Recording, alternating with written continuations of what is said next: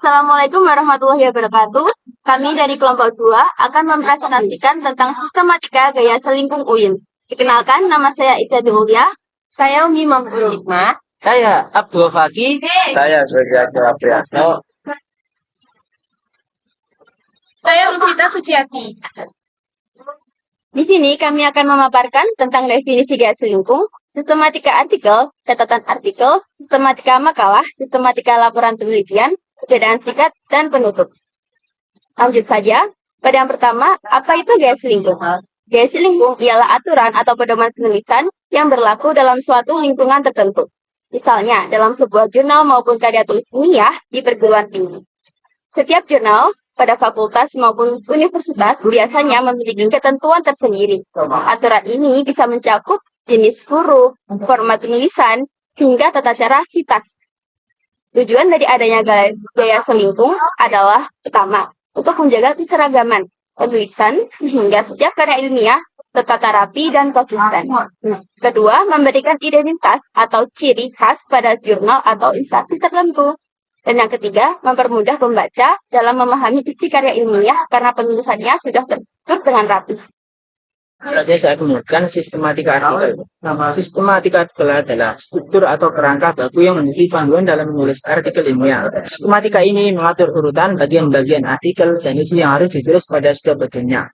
Sistematika artikel hasil penelitian. Yang pertama ada judul, bersifat informatif 5-14 kata tanpa lokasi atau waktu. Yang kedua ada penulis, tulis tanpa gelar, urutan berdasarkan kontribusi, cantumkan bukti dan email.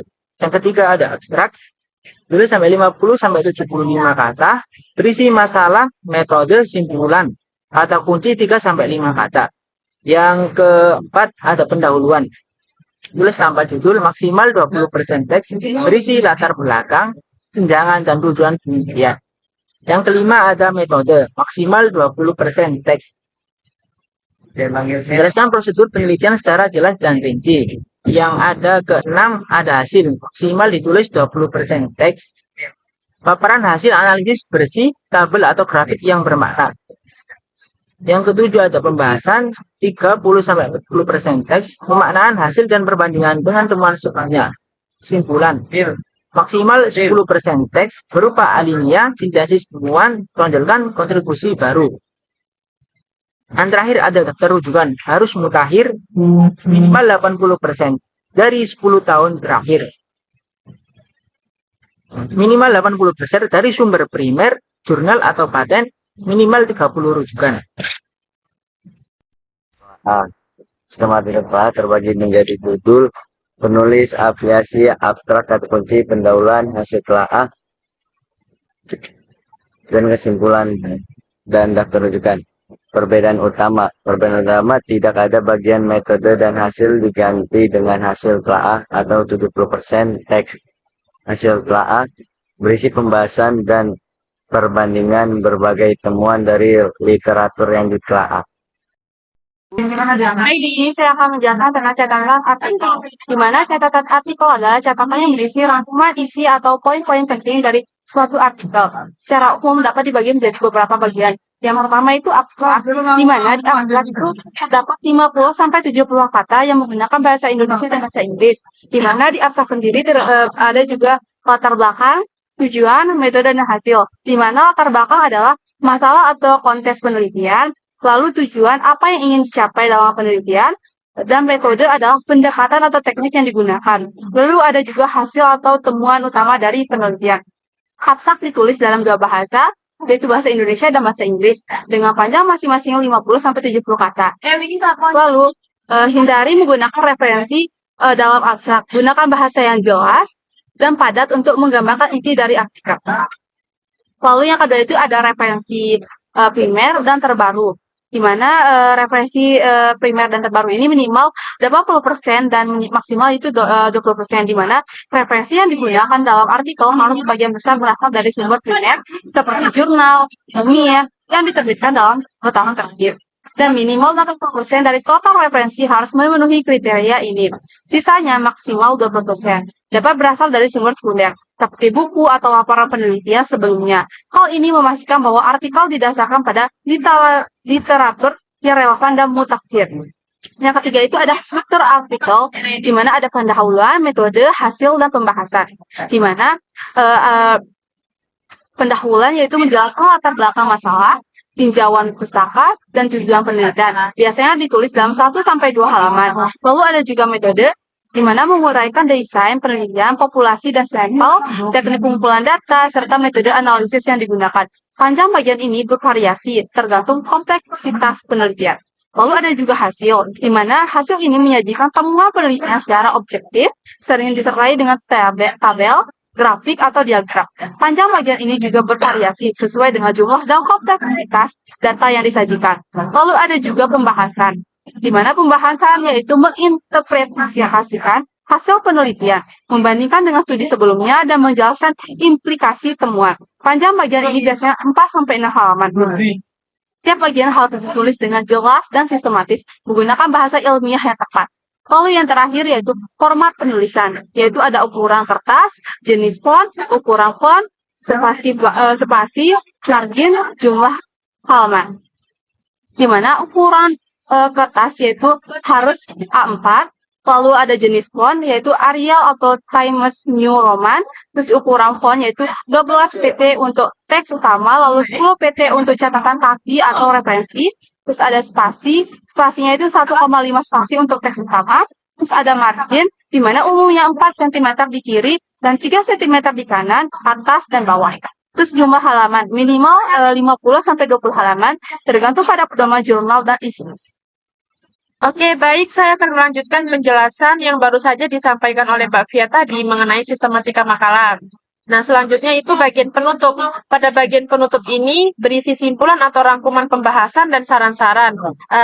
Bagian ini tuh bersifat opsional. Jika memang diperlukan, boleh ditambahin. Jika memang tidak, ya nggak apa-apa. Terus bagian penutup menandakan berakhirnya penulisan makalah. Penulisan bagian penutup makalah dapat dilakukan dengan menggunakan teknik berikut.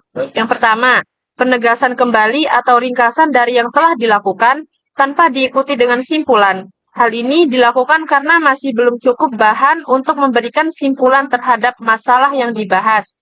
Atau agar dimaksudkan pembaca menarik kesimpulan sendiri.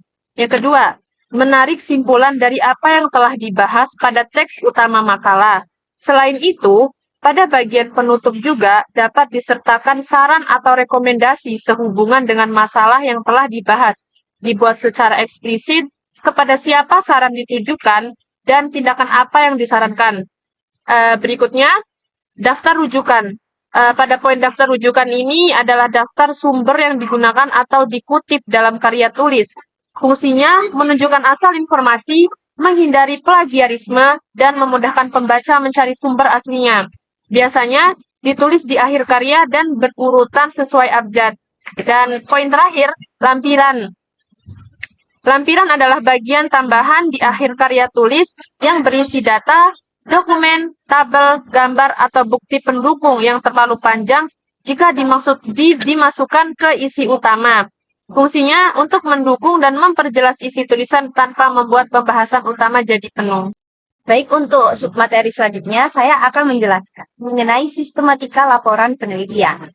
Laporan penelitian adalah menyajikan proses dan hasil kegiatan penelitian secara lengkap. Terdiri atas 3 bagian utama, yaitu bagian awal, bagian inti, dan bagian akhir. Laporan penelitian adalah bentuk tertulis yang memaparkan proses penelitian beserta hasil yang diperoleh. Tujuan utamanya adalah menyajikan pemecah masalah secara menyeluruh dan lengkap melalui kegiatan penelitian. Isi laporan penelitian dibagi menjadi 3 tadi, yaitu bagian awal, bagian inti, dan bagian akhir. Saya akan menjelaskan bagian awal terlebih dahulu. Bagian awal laporan penelitian pada dasarnya mirip dengan skripsi atau tugas akhir, karena sama-sama memuat ucapan terima kasih, daftar meeting, daftar tabel, daftar gambar, dan daftar lampiran. Namun, ada beberapa perbedaan. Tidak ada logo dan lembar persetujuan pembimbing, ada tambahan halaman sampul, halaman judul, dan abstrak. Yang pertama saya akan menjelaskan mengenai halaman sampul. Apa aja isinya halaman sampul? Halaman sampul memuat judul penelitian, nama peneliti, gelar, Lambang Universitas Uni Maulana Malik Ibrahim, serta identitas lembaga terkait Kementerian Agama, UIN, LPPM, dan tahun penulisan laporan. Yang kedua ada halaman judul. Halaman judul berisi dan formatnya sama seperti halaman judul skripsi atau tugas akhir. Yang terakhir yaitu abstrak. Berisi mengenai ringkasan penelitian yang berisi latar belakang, metode, tujuan, hasil dan simpulan, tulis maksimal 250 kata dengan spasi 1,5 dan kertas dengan ukuran A4. Abstrak juga memuat kata kunci 3 sampai 5 kata. Pada bagian inti laporan, penelitian pada dasarnya sama dengan bagian inti skripsi atau tugas akhir. Isinya berupa paparan lengkap tentang proses penelitian, mulai dari pendahuluan, tinjauan pustaka, metodologi, hasil dan pembahasan, lalu hingga simpulan dan saran.